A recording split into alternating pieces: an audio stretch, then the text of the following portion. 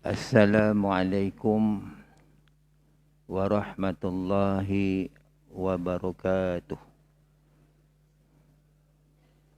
Kepada yang saya hormati Tuan Pengerusi Masjid, seluruh saf ahli jawatan kuasanya, dan tidak lupa kepada sidang hadirin hadirat sekalian. Marilah sama-sama kita untuk menyempurnakan kuliah subuh kita pagi ini dengan bacaan Ummul Kitab Al-Fatihah. A'udzubillahi minasyaitanir rajim. Bismillahirrahmanirrahim. Ya kana ihdinas siratal ladzina an'amta 'alaihim.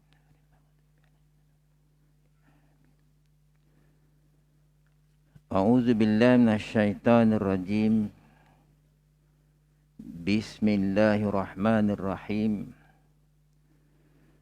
Innal hamdalillah nahmaduhu wa nasta'inuhu wa nastaghfiruh wa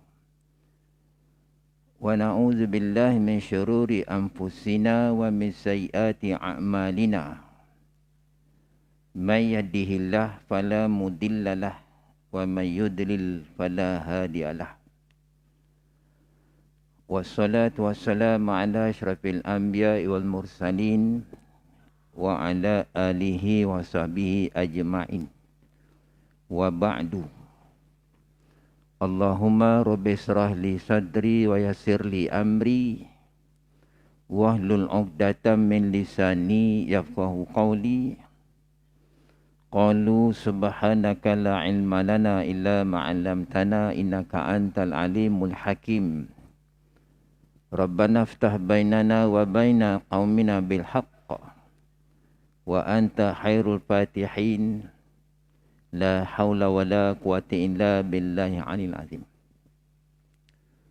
Syukur alhamdulillah kepada para jemaah sekalian, ya, tuan imam kita, ya, semua tadi saya sebut tadi.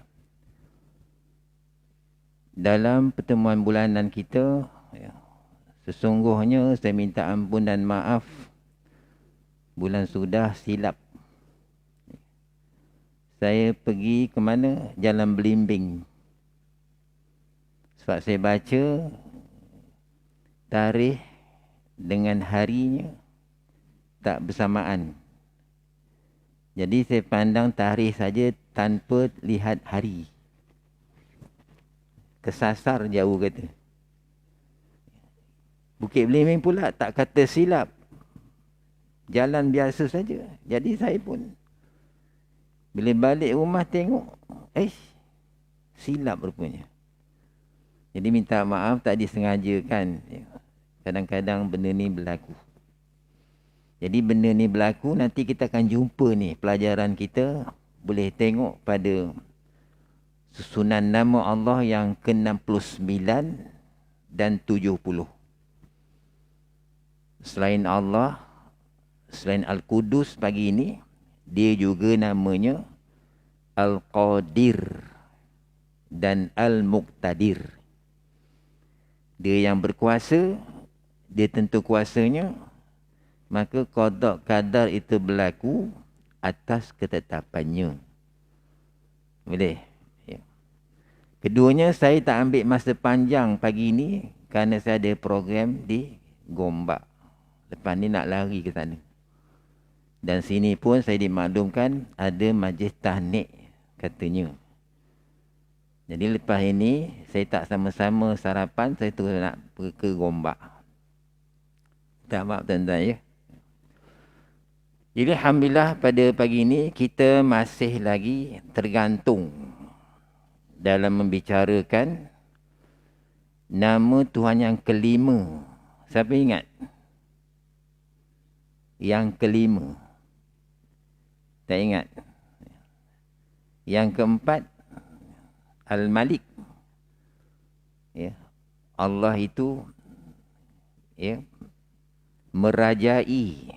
Allah itu maha pemerintah habis dah.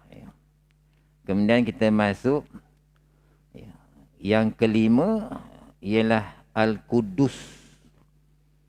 Ini termasuk nama-nama Tuhan.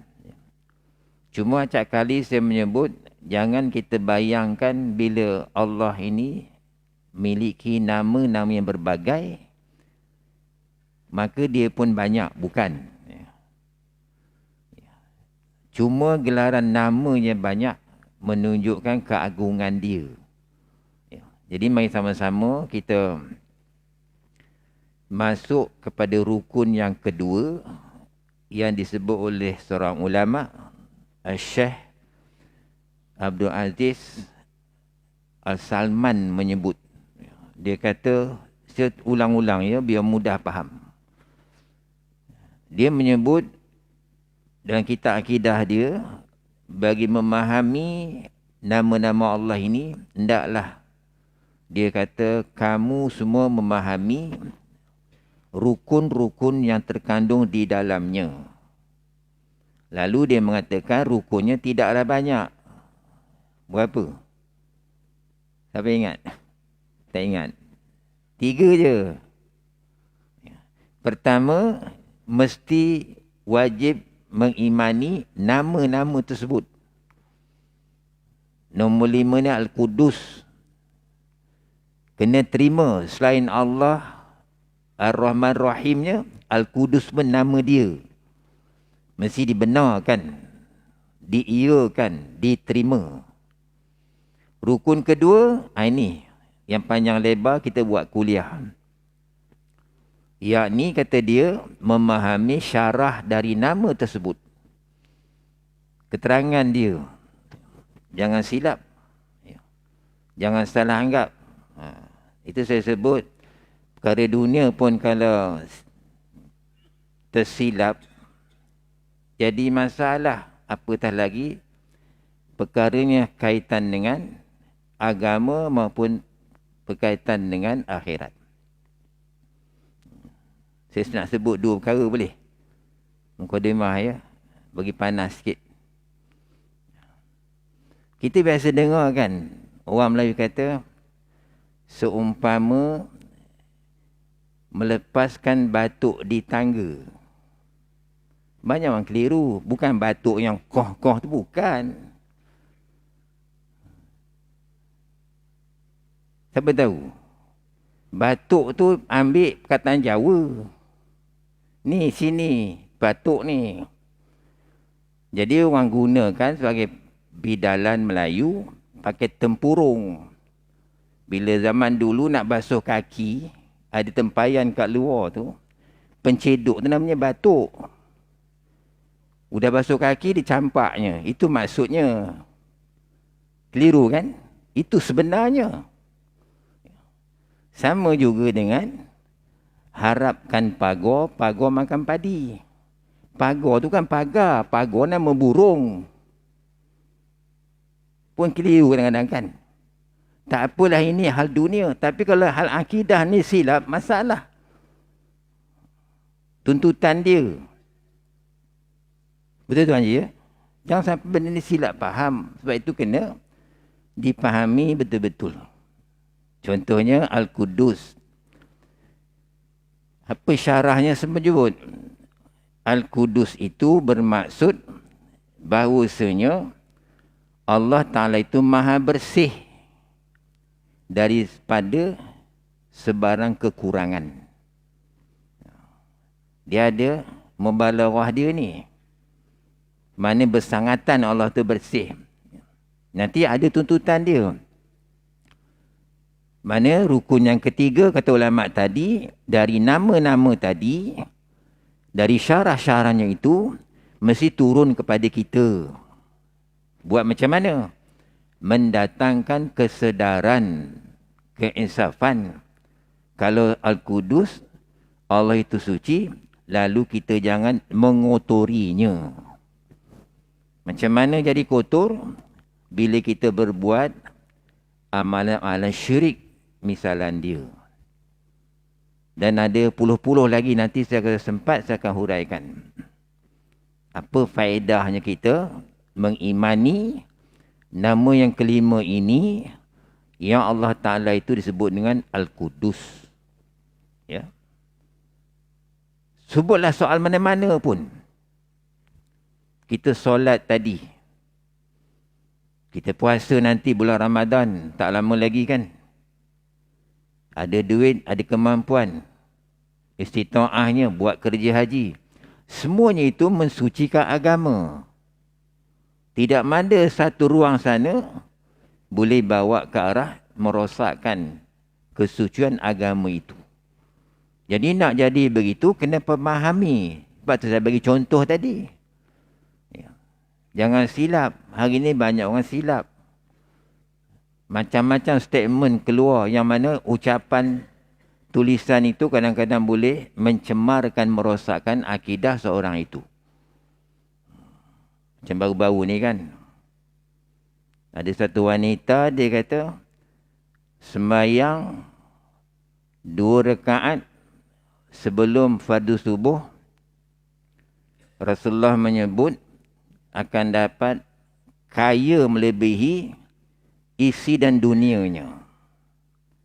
Seorang wanita ni jahil. Dia kata, kamu dah sembahyang? Dah. Kaya ke? Kaya bukan dinilai di harta benda. Kaya di sini sakinah, kedamaian. Kaya itu iman, kaya itu hidayah. Sama macam baru ni, orang panggil konsert Dajjal. Konsert apa namanya? Coldplay. Itu konsert Dajjal sebenarnya. Jangan tak faham. Ada mengatakan kami panggil tak ada balak pun. Balak itu bukan nanti banjir. Balak paling ke atas ialah bila mana seorang itu tak dapat hidayah Allah. Itu balak paling besar. Jangan tak tahu. Dan ada pula yang celupa mulutnya. Kalau Nabi datang pun, Nabi takkan boleh halang kami nak ngadakan konsert ini. Memang tengkorak betul. Tengkorak uci. Orang kampung saya maki macam tu. Kampung saya banyak orang rawa. Jauh kami je. Pasal apa tu? Tak faham. Jadi macam tu lah. Ada yang kata, rambut ni kan Allah punya kurniaan. Seorang wanita kan. Apa perlu tutup-tutup? Ini Allah bagi cantik elok. Satu lelaki jawab. Dia kata, kenalah tutup. Kerana kita orang Islam. Tutup aurat itu wajib. Kan, betul kan? Kan Nabi kata, kasiatin ariatin. Kalau ada orang yang masih memendahkan aurat, artinya walaupun dia berpakaian, kata Nabi, masih dinisbahkan orang yang berbogil. Jadi kawan ni cabar dia balik. Ya. Betul itu Allah punya kurniaan. Baik, aku nak tanya kamu, buah dada tu siapa bagi? Allah bagi kan? Kenapa kamu tutup? Jangan tutuplah, aku nak tengok. PM kat aku. Terus tengok. Saya dapat di mana ni? Dalam medsos jawab-berjawab. Sebab itu lawyer buruk, lawan lawyer buruk, mati akal dia. Macam kami belajar pondok dulu, Tok Guru ajar. Pernah berlaku satu kes. Kita apa nak bising-bising dengan syaitan. Dia kan buat pada api. Masuk neraka tak ada apalah. Kawan ni bengang, tempeling dia. Keplaknya kawan tu. Sakit. Mana dia sakit? Kan kita tanah dengan tanah, mana sakit? Mati kutu kan? Lepas tu guru kami kata arwahnya, benda macam ini, orang yang jahil ni jawab dengan Quran pun dia tak faham. Berjawab macam tu saja. Betul? Berani buat? Kena buat. Kau hajarnya manusia ni. Jadi jangan ini berlaku. Ya, baik. Jadi kita dah berhenti dah pada 2 bulan lalu ya. Di muka surat 19. Pertengahan.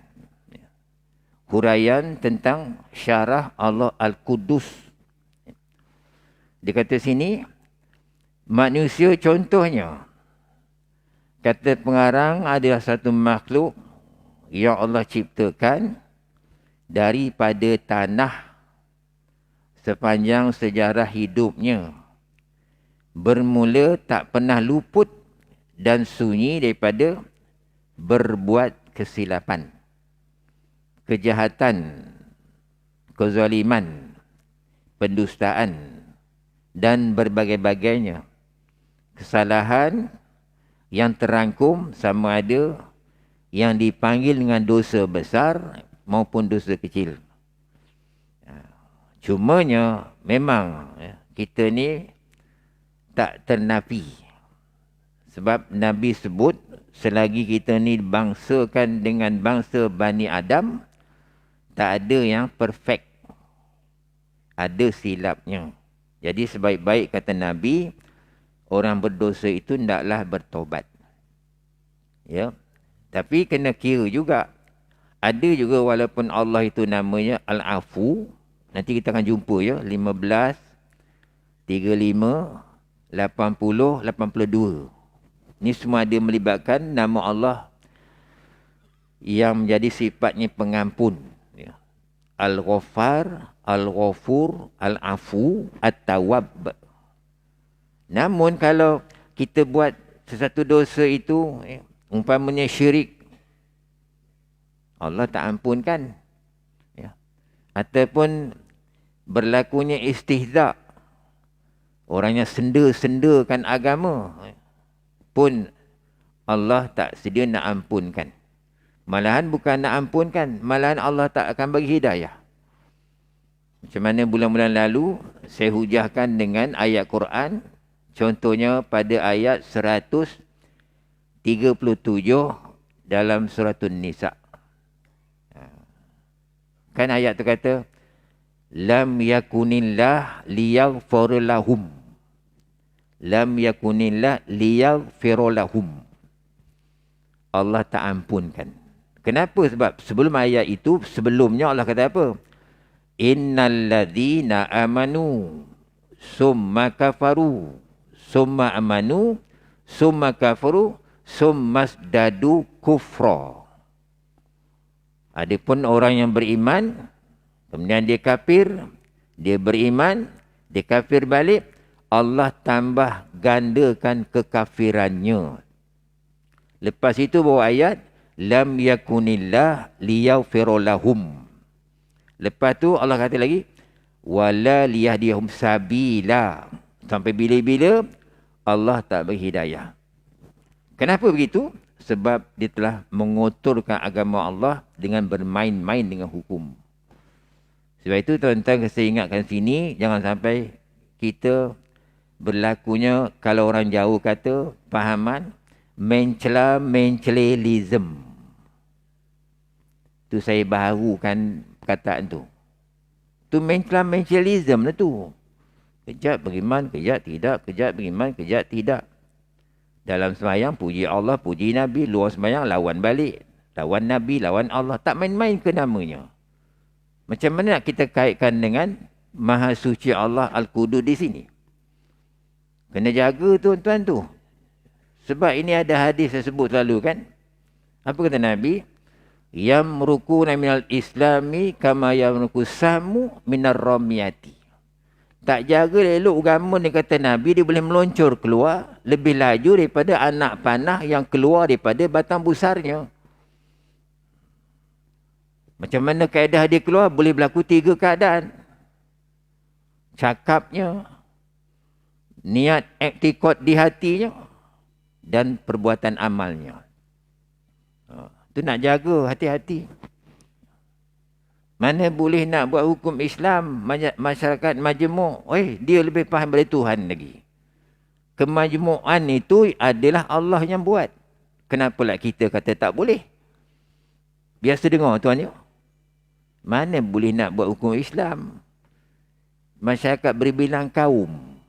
Di situ dia sudah menafikan kebijaksanaan Allah Ta'ala. Sedangkan Allah itu tengok nombor 47, 29, Al-Hakim, Al-Hakam.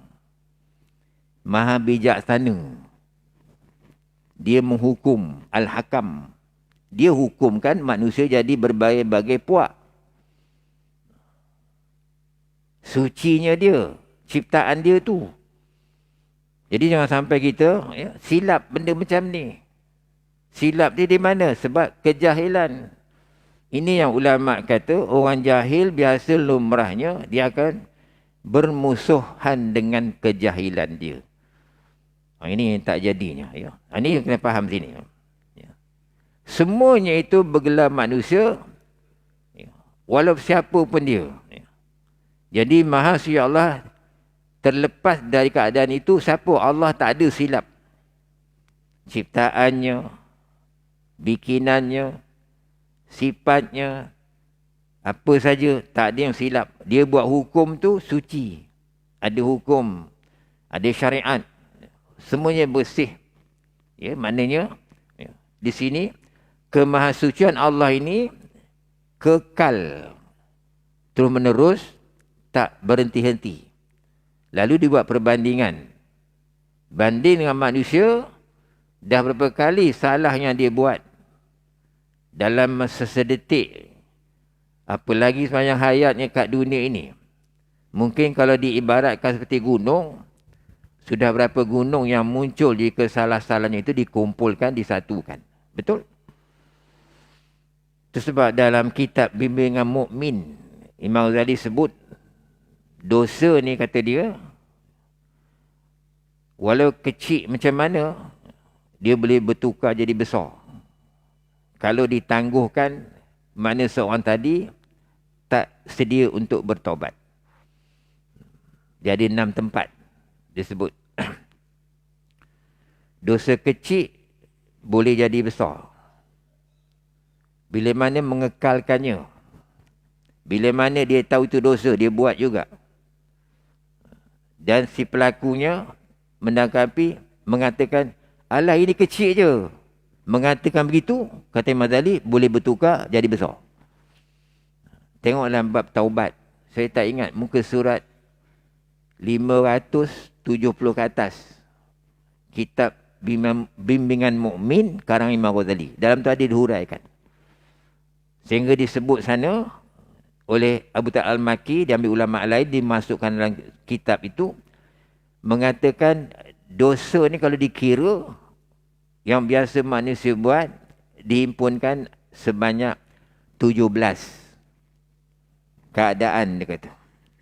Boleh berlaku pada lidah, boleh berlaku pada tangan, boleh berlaku pada perut, boleh berlaku pada alat kelamin, boleh berlaku pada kaki.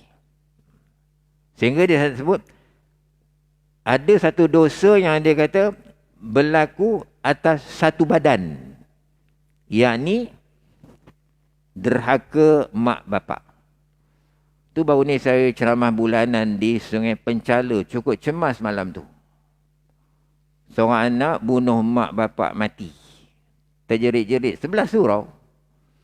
Saya sedang mengajar malam tu. Dan yang dibunuh tu bapak dia salah seorang imam surau tempat saya mengajar. Di surau Nurul Huda, Sungai Penchala. Peranan dadah tengok.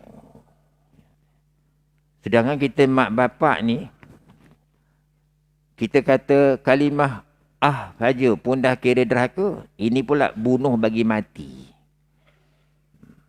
Malam tu kalang kabut kejar. Tuan-tuan kalau biasa pergi Sungai Penchala, tempatnya cantik. Kawasannya bukit. Tak ada orang Cina, tak ada, semua Melayu. Di situ banyak orang keturunan Boyanis. Orang-orang Boyan. Ya. Tanah situ mahal. Kawan saya ada orang nak beli 1.5 juta pun dia tak jual.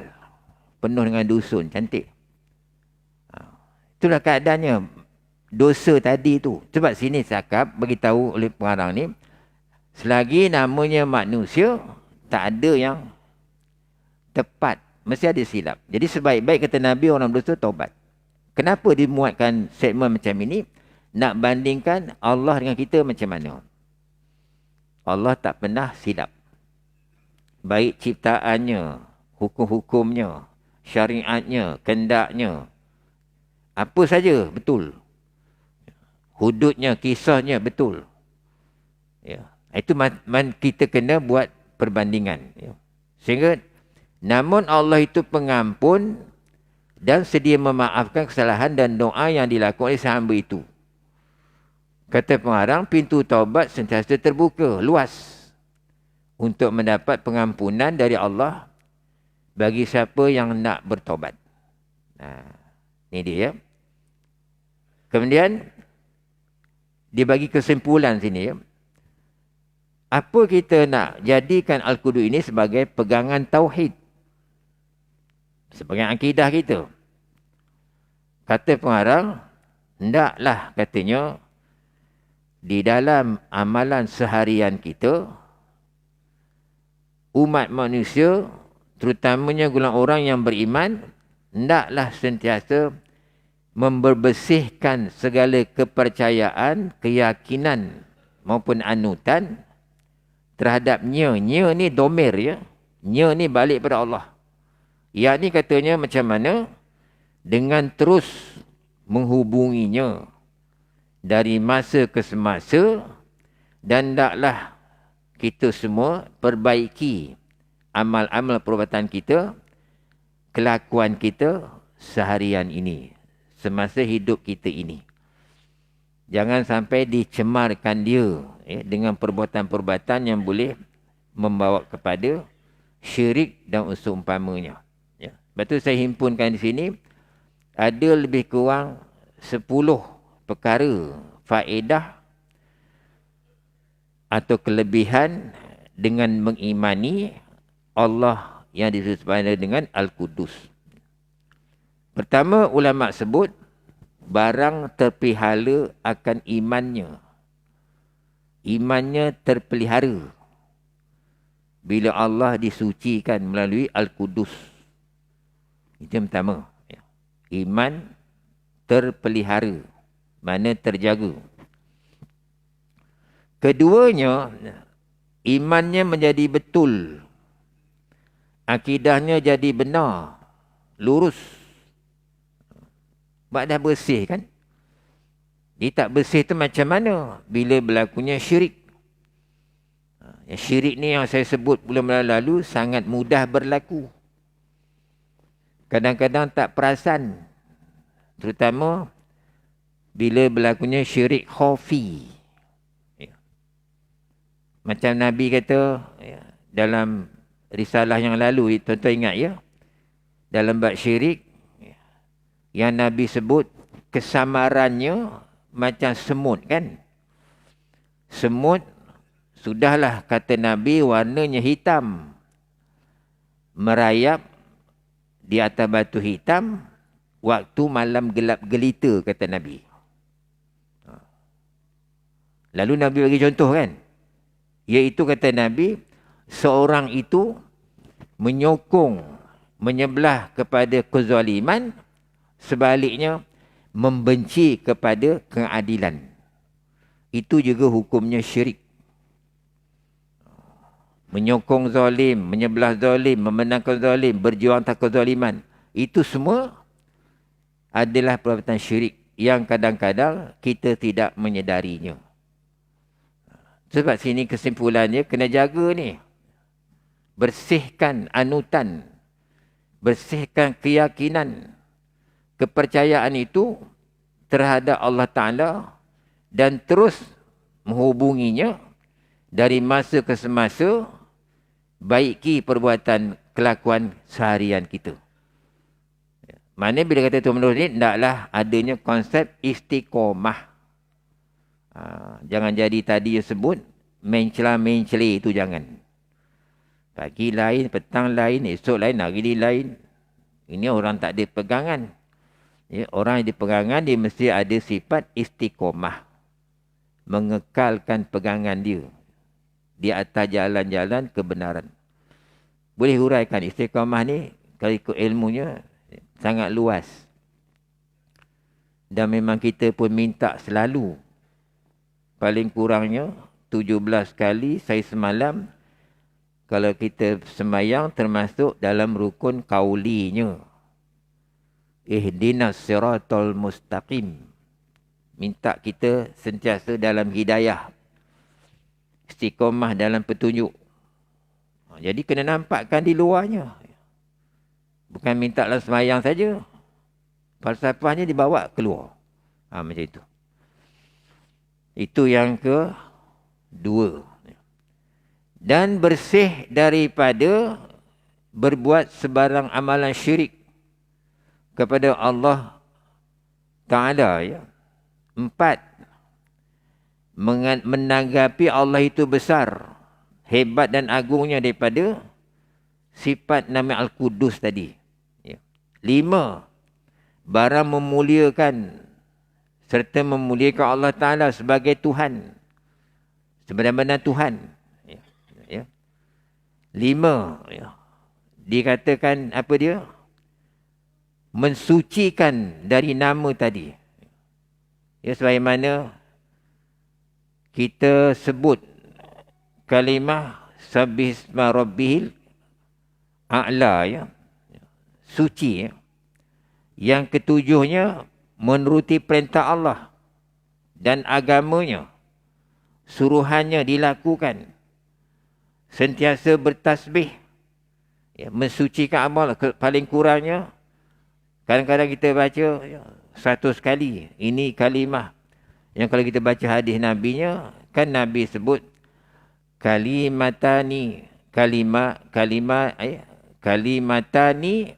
wahabita habibatani ila rahman hafifatani ala risan saqilatani fil mizan.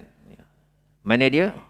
Subhanallah wa bihamdi subhanallahal azim. Maknanya kata Nabi, inilah kalimah yang ringan pada sebutan tetapi sangat berat pada timbangan.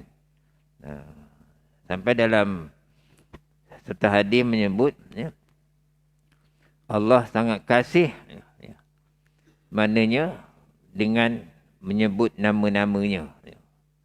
Di sana dalam hadis sebut ada lebih daripada 1000 kebaikan. Nabi sebut tasbih 100 kali, kebaikannya mendapat keberkatannya 1000 gandaan. Sebab tu Nabi jawab ini bila mana ditanya oleh sahabat, apakah kebaikan kita bertasbih mensucikan agama Allah? Kata Nabi, bertasbihlah kamu sebanyak 100 kali, ganjarannya akan mendapat 1000 kebaikan, 1000 kerahmatan. Ini Nabi jawab bila ditanya oleh sahabat. Jadi ini cara dia tuan-tuan. Mana kaedah kita nak mensucikan agama tu mesti macam tu. Kemudian menuruti perintah Allah dan agamanya. Baik suruhan dikerjakan, baik tegahan ditinggalkan. Itu ya. Yang ke-8, mensucikan Allah Ta'ala. Apa kesan dia? Akan mengusir segala resah gelisah di hati. Hati mendapat tenang. Hati menjadi bersih. Daripada ucapan kalimah itu. Yang ke-9, ibadah jadi diterima. Dan juga amalan diganjari dengan pahala yang banyak. Dan terakhir yang ke-10, akan mendapat tawaran syurga yang dipenuh dengan nikmat yang tak boleh dibayangi, kata Nabi, sama ada oleh pemikiran otak kita, pandangan mata, maupun daripada pendengaran telinga. Nak digambarkan tak boleh. Tak macam mana kita nak gambarkan neraka. Hebatnya. Sebab itu Allah sebut dalam surah Al-A'la ayat 13. Summa la yamutu wa la yahya. Azab, seksa di neraka itu Allah menyebut. Nak katakan dia hidup pun tidak hidup. Nak kata mati pun tak mati. Betul kan ya? Ialah nak hidup macam mana? Kalau keadaan kena seksa. Nak mati pun tak mati. Tak macam mana mati kucing, mati ayam. Tak ada perkiraan. Sebab kita ni ditaklifkan dengan dengan agama, dibebani dengan perintah, suruh dan larang, besok di sana kita akan diungkit. Ditanya balik, dibuka balik fail-fail kita untuk dibicarakan. Itu sebabnya saya menyebut selalu, beberapa ayat Quran menyebut tentang adanya golongan orang yang menyesal di hari akhirat, yang kononnya nak kembali semula ke alam dunia ini. Soalnya nak balik ke mana? Bukit Kapau dah tak ada. Cuba jawab tuan-tuan. Dia minta balik ke dunia balik. Bukit Kapau dah tak ada, nak balik ke mana? Dulu masih hidup, dia pun tak reti je. Riwa-riwi kat luar. Singgah tak nak. Saya bukan nak burukkan surau Kabi sana. Tapi ada yang macam itu. Datang surau, bukan naik surau. Cuma ambil air tapis kat luar, bayar 5 balik. Itu je. Bertahun-tahun. Kan tak kena tu. Apa salahnya singgah sekejap? Sebab masa dia ambil tu sedang azan. Azan zuhurnya, azan asarnya. Kenapa ini berlaku? Kerana tadi saya baca ayat 137 An-Nisa. Bila bermain-main dengan agama, memang pertama Allah akan tambah kekufurannya. Keduanya Allah tidak akan ampunkan. Ketiganya Allah tak akan berhidayah sampai bila-bila. Sebab hidayah ni kena cari. Ni kita berada majlis ilmu ni. Tazkirah ringkasnya. Saya mengaku saya tak banyak ilmu ni. Ialah untuk usaha kita mencari hidayah Allah. Hidayah ni harganya mahal. Dia adalah petunjuk. Membawa kita kepada jalan yang betul. Kalau hidayah tak dapat, susah tuan-tuan. Tak nampak jalan-jalan Islam tu. Nak mensuci agama Allah pun tak boleh kalau hidayah tak ada. Dia tak faham. Sebab saya tekankan 4 ni penting. 1 pun jangan tanggal. Pertama, iman. 2, ilmu. 3, amal. 4, faham. Kena ada di semua sudut. Dalam semayangnya, kena ada. Ni sedang belajar ni pun, kena ada. Dalam puasa, kena ada.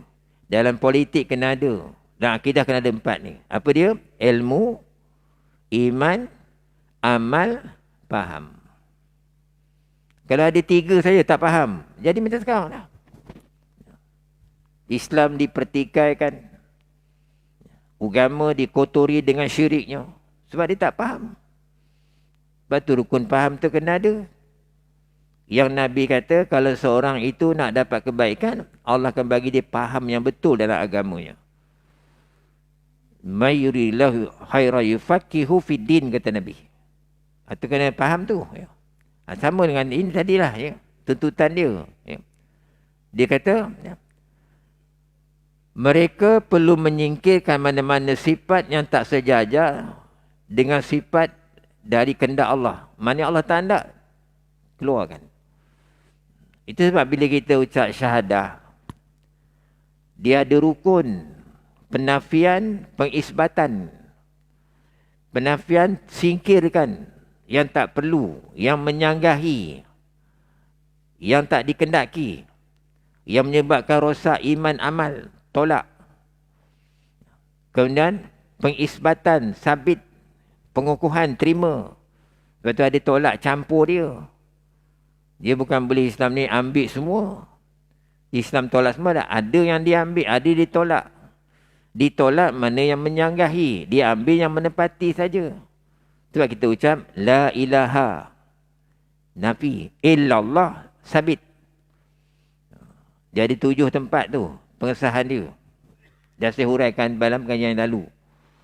Bermula pada ilmu, yakin, ikhlas, al-mahabbah, as-siddiqu, al-inqiyad, al-qabul. Itu syarat sah. Masing-masing ada syarahnya tu. Ada ayat Qurannya. Bukalah mana-mana kitab. Sama ada karangan daripada Mufti Negeri Sabah, Syarah Akidah Ahlussunnah wal Jamaah, atau di Arab Saudi, yang dikarang oleh Abdul Hamid Al-Asari, atau satu lagi daripada guru besar pondok pesantren di Bogor, Syekh Yazid Qadriyat, semua mencerita benda yang sama. Kenapa dia sama? Sebab ambilannya, mubadi ilmunya dari Quran, hadis Nabi, ijma' ulama', qiyas mu'tabar. Mesti sama. Kenapa nak sah? Nak ada 7 tadi. Kerana menyalahi, jadi terbatal. Macam tadi letak ilmu. Kenapa? Dialah pelebur sebarang bentuk kejahilan. Beramal kejahilan, ya, tak ada dengan disiplin ilmunya, Allah tolak. La tuqbalu. Dalam syarah Matan Zubat sebut macam tu. Kenapa ikhlas? Membersihkan, mensucikan Allah supaya jangan berlakunya syirik. Sebab kita tadi semayang kena, walaupun sunat, membaca doa tawajuh. Inna solati sampai habis. Itu janji kita tu. Allah nak didik kita supaya bersih amal kita tu. Dalam semua keadaan. Kenapa kena yakin? Sebab dia pelebur, jangan ada sebarang keraguan. Ragu tidak sah iman. Saya kena ulang-ulang benda ni. Sebab ini yang selalu menggagalkan kita dalam tauhid. Dalam akidah kita. Sebab sini kata, mesti bersihkan. Mereka perlu singkirkan mana-mana sifat yang tak sejajar dengan sifat Allah yang kehendak. Kemudian, khasiat dia. Habis ya? Elok pun. Khasiatnya sini ada 3. Ya. Barang siapa berzikir, sebutlah, Ya Kudus, Ya Kudus. Ketika gelincir matahari, sebanyak 1 kali, maka akan bersihlah hatinya dari sifat-sifat mazmumahnya. Antara ini sebut ni sombong, rakus, dengki, iri hati, dendam, sekusumat dan umpamanya. Dicek balik, muhasabah. Kalau ada rasa macam itu, zikirkan Ya Kudus, Ya Kudus. Bermula dengan Ya Allah, Ya Allah 3 kali, Ya Salam, Ya Salam 121, baru 100 kali Ya Kudus. Bila masanya disebut sini? Ketika gelincir matahari. Sifat-sifat melemah akan Allah tanggalkan. Terutama sombong. Ya, sombong ni tak bagus. Sebab kita telah rampas pangkat Allah. Ridai, selendang dia, pangkat dia. Tak boleh tu. Ya. Jadi kita kena lawan dengan tawaduk. Itu ya. Dan kalau dibaca 1000 kali, selamatlah dia dari balak dan bencana. 3. Hati siapa yang mengulangi menyebut ini mana? Ini Ya Kudus 1 kali setiap hari, terlepas daripada kerisauan, kebimbangan dan kecemasan. Sikit dia sebut mana ya? 3 tempat. Pilih mana-mana. Ya. Kerana konsepnya, kita panggil Allah, Allah hampir pada kita.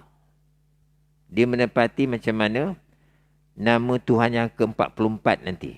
Ar-Raqib. Dekat. Ya. Sebab kita panggil manusia, manusia datang kita. Panggil jin, jin datang. Panggil syaitan, syaitan datang. Panggil Allah. Allah akan bantu kita. Itu saja tuan-tuan, saya menghabiskan syarah nama yang kelima Al-Qudus. Dan saya masing-masing ada program pagi ini. Jadi setakat itu saja kemampuan yang boleh saya sampaikan. Mudah-mudahan dengan sedikit sebanyaknya boleh menokok menambah ilmu kita. Supaya dapat 4 perkara tadi. Kita dapat ilmu, dapat amal, dapat iman, dapat kefahaman. Sehingga kita insya-Allah akan jumpa lagi panjang umur pada tahun depan.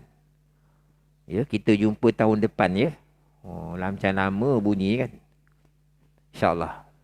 Wallahualam. Cuma saya minta maaf, kita sama-sama medang-medang ni, saya nak balik tu lah. Ya. Nak ke Gombak tu pagi ni. Ya. Itu saja. Mari kita tutup dengan doa. Bismillahirrahmanirrahim. Alhamdulillahirrahmanirrahim.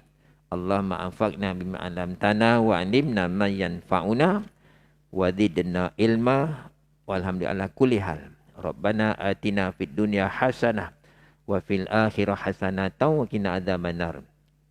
Wa sallallahu ala sayyidina Muhammadin nabiyil ummi wa ala alihi wa sahbihi wa baraka wasallam.